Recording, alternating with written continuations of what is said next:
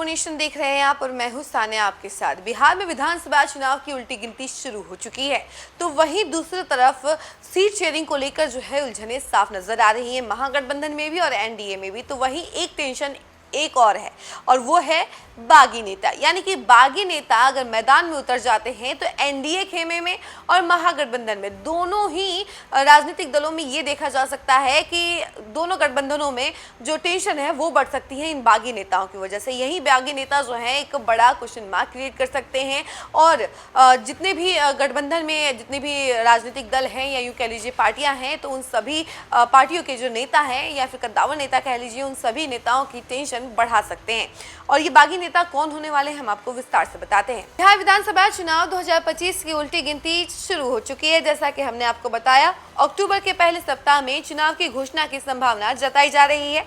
चुनाव आयोग की तैयारियां चरम पर हैं और राजनीतिक दल भी सीट बंटवारे और उम्मीदवार चयन को लेकर गहरी गहमा-गहमी में है।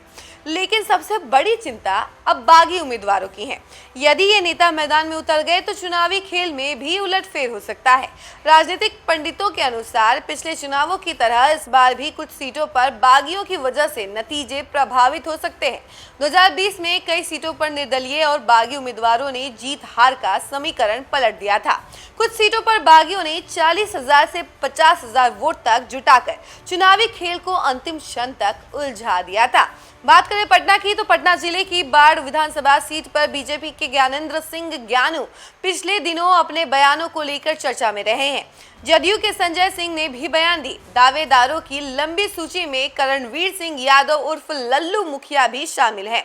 यदि उन्हें पार्टी से टिकट नहीं मिलता है तो वह निर्दलीय चुनाव लड़ सकते हैं।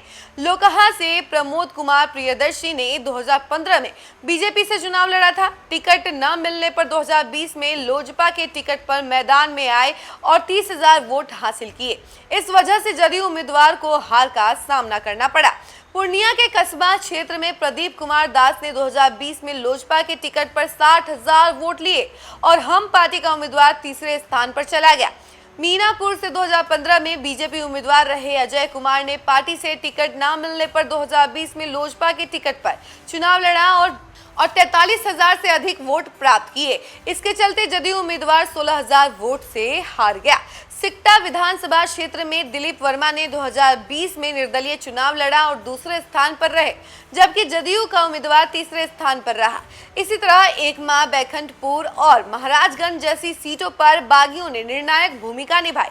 गायघाट सीट पर पिछली बार जदयू एमएलसी दिनेश सिंह की बेटी कोमल सिंह लोजपा के टिकट पर चुनाव लड़ी थी। इस बार लोजपा की ओर से दावेदारी हो रही है, जबकि पूर्व विधायक महेश्वर प्रसाद यादव के बेटे भी दावेदारी ठोक रहे हैं। एनडीए के कार्यक्रम में दोनों के बीच विवाद भी हो चुका है। चकाई विधानसभा क्षेत्र से निर्दलीय सुमित सिंह 2020 में चुनाव जीतकर बाद में जदयू का समर्थन दे चुके हैं और सरकार में मंत्री बने। इस बार वह जदयू के टिकट पर चुनाव लड़ने की तैयारी में है, जबकि संजय प्रसाद को भरोसा है कि टिकट कटने नहीं पाएगा।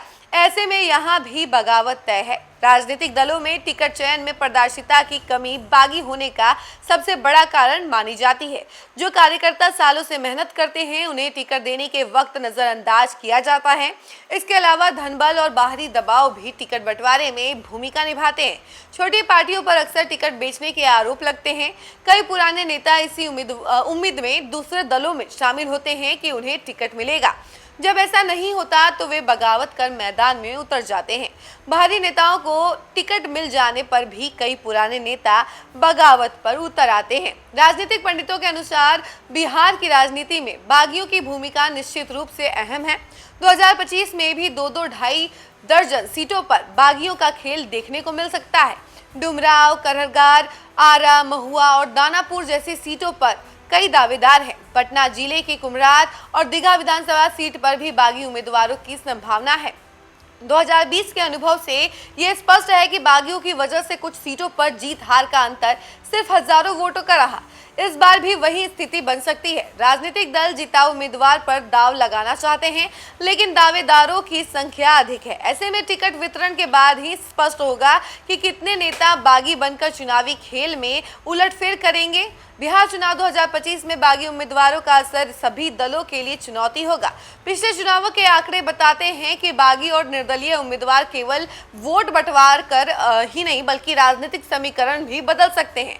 टिकट वितरण, पार्टी में पारदर्शिता और स्थानीय नेताओं की महत्वाकांक्षा इस बार भी बिहार के चुनावी माहौल को रोमांचक और जटिल बनाएगी।